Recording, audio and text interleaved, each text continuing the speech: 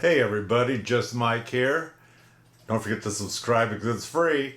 Anyway, I have this clock that the minute hand goes almost 5 minutes past the hour before it'll actually cuckoo.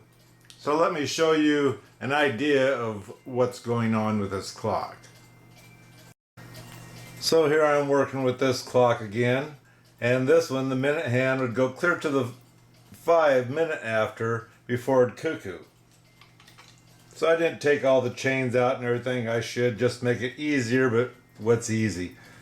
So anyway, I took the keeper off of here, and there's a spring underneath this that puts pressure so the hand doesn't just flop around. This is the one that was last built in 1950. And what you can do is get to the 2-point star. And this is kind of pressure fit because of this brass deal right here. And what I did is I knew it was 5 minutes past. So what you do, you grab a hold of my spring part, don't work very good anymore. You grab a hold of this, and then don't turn the hand. You know that this needs to turn back this way.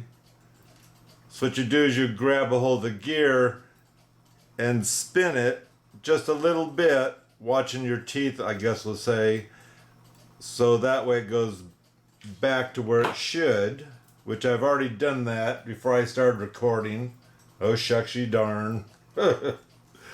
So anyway, let's get this back on here.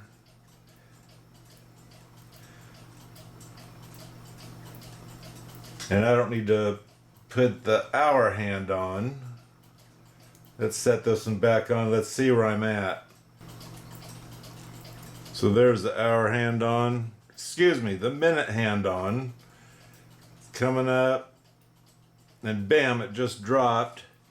So I'm actually just before the hour. So because I'm just before the hour, this needs to spin this way, meaning this needs to come back a little bit. See, just hook that on there, and as you saw, this here needs to be turned that way just a little bit. I have to watch my teeth. I don't want to break that. There's a little bit. So I can set this back on here, get it ready to go off. So I'm coming around. Bam, it goes down. That's close enough. It's almost right on the 12. And so as it ticks, it might go ahead and be there. But you're watching this lever here that hits the 2-point star. Watch when it drops, and that tells you where you're sitting. So check out these channels. Mark's not doing too bad of a job on working on different clocks. Time for Clocks. Fantastic channel. He really gets in depth with what he does, gives a lot of history. Really great guy to watch. Don't forget to subscribe to both of these. And while you're subscribing, go ahead and subscribe to Just Mike.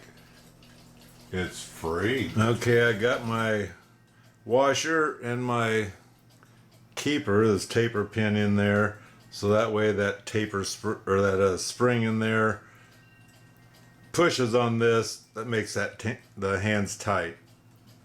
Let me get it back in the clock and let's see what it, see what it looks like.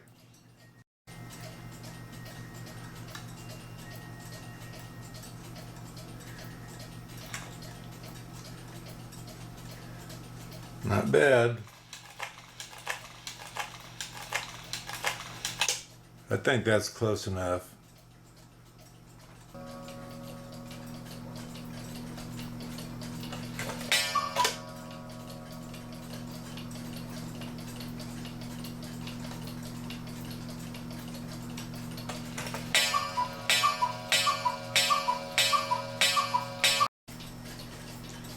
Anyway, on this clock, you've noticed the door's not vibrating as much.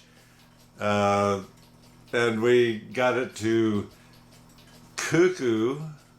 Otherwise, I do have the minute hand back to right on the 12, just like it needs to be. And I hope you enjoyed that part to see how to do it on most of these clocks. Like I said, that 2-point star wheel is normally just pressed on there or smashed on the end, so it should be turnable. Anyway, until next time, God bless and have a great weekend.